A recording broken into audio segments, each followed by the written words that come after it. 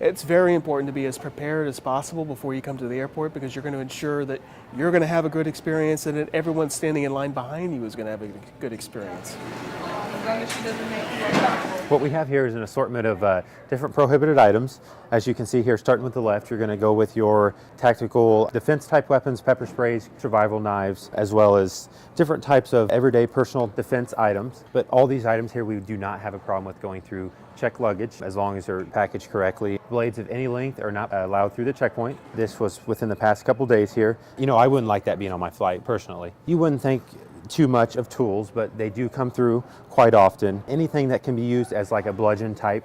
A hammer is, you know, a little bit more prevalent than, let's per se talk about a cutting board. If you were to take something like that and whack somebody on the head with it, obviously it does meet the criteria of a bludgeoning weapon. Scissors, basically we go off 4 inches from the fulcrum. The fulcrum is, for those who don't know, is where the scissors will pivot from. Pocket knives that either, you know, is a keepsake, or, you know, you're just kind of, once again, doing a stocking stuffer. The average citizen would say, hey, there's not a big deal with this. We want to keep any type of sharp items like that off the plane just to make sure everybody aboard that aircraft is safe and makes it to their final destination. Another very popular item, a wine opener.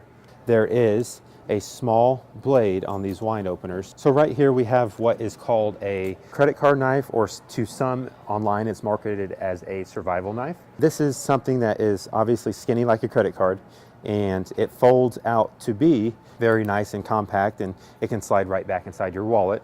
And this is something that a lot of folks just, it blows their mind on removing it and placing it inside their checked luggage or leaving it inside the car or at home.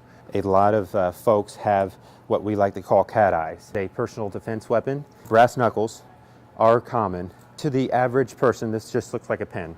But if you put it in the right hands of somebody that has proper training and the technique to use it, it is a Kubotan pen, and it works on pressure points.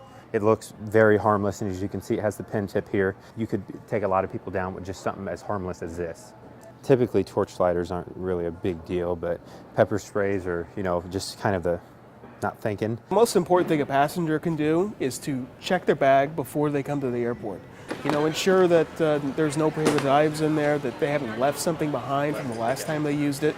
And there's plenty of resources at their disposal to ensure that they know what is and is not allowed.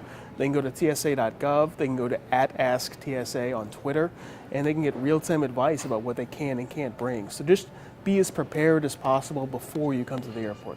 If you're going to wrap a gift, wrap it when you get to your destination, because if we have to take a closer look at a particular item, we're going to have to unwrap your gift to get inside that box.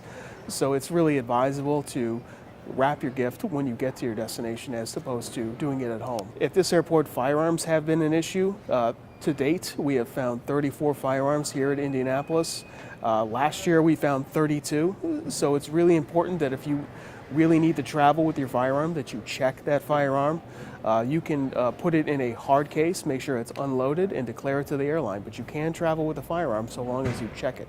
We're here to stop prohibited items coming through the checkpoint, as well as customer service as we're doing it.